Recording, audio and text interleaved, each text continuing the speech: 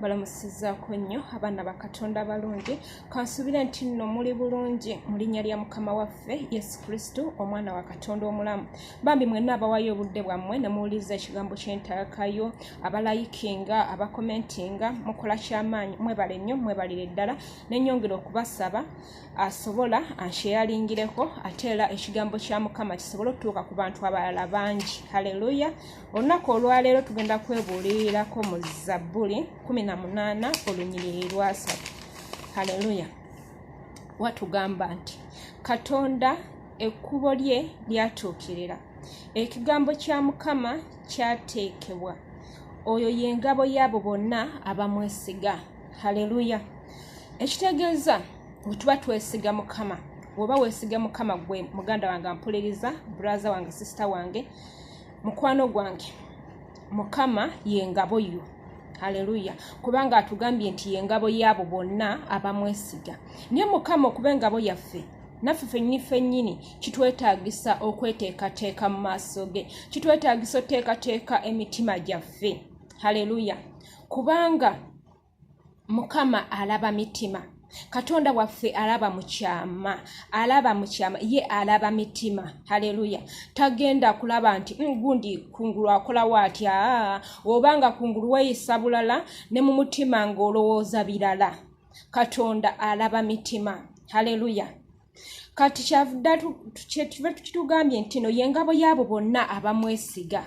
Amina. Omuntu owa bulijjo, muganda wange wa mukwano gwange asobola okunnimba n'aŋŋamba nti Maria nkwagala. Haleluya. Nandaga nti mukwano gwange kungulu, naye nga mu mutima gwe munda anjagaliza bibi byereere, anjagaliza bikyamu byereere. Oba ontegedde? Kati Katonda waffe ye ekigambo oyo y'engabo y'abo abamwesiga, agenda kulaba mutima gwo munnange, agenda kulaba mutima gwo. Amina.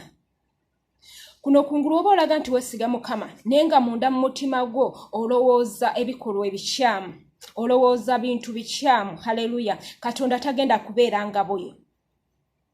Tulina oteekateeka emitima gyaffe mu maaso ga Katonda. Tulina okweteekateeka buli kaseera ne tuba nga tweyongerako okuyongera okusembera okumpi ne Katonda waffe. Haleluya. Tulina okubeera nga twagaliza bantu bannaffe, tulina okubeera nga tulina ekisa muffe ffennyini nga tulina ekisa. Amina. Nga ffe ffennyini tulaga nti Katonda ddala kituufu, ng'omuntu waakulaba ategeera nti ddala kituufu n'omuntu alina Katonda mu ye. Ng'omuntu waakulaba alabawo naye alabawo enjawulo. Amina. Kubanga Katonda atugambye nti oyo y'engabo y'abo abamwesiga. Twesige Katonda ate era agenda tuwanguza mu buli kimu. Twesige Katonda. Waliwo ekizibu omuntu ky'otuukako n'olaba nga otuuse ku nkomerero, n'olaba nga otosobola kweyongerayo mu maaso. Haleluya. Naye kasitoba ng'olina Katonda, ekizibu ekyo ogenda kivvuunuka. Kasitoba nga weesiga Katonda, ne waba biki ebigugumuka okulumba, Katonda agenda kubikuwanguza kubanga atugambye nti y'engabo y'abo abamwesiga. Haleluya. Twesige Mukama n'omutima gwaffe gwonna. Twesige Mukama agenda tuwanguza. Amina. Mukama abanjagalire ate era abankuumire. Mwebale nnyo, mwebalire ddala.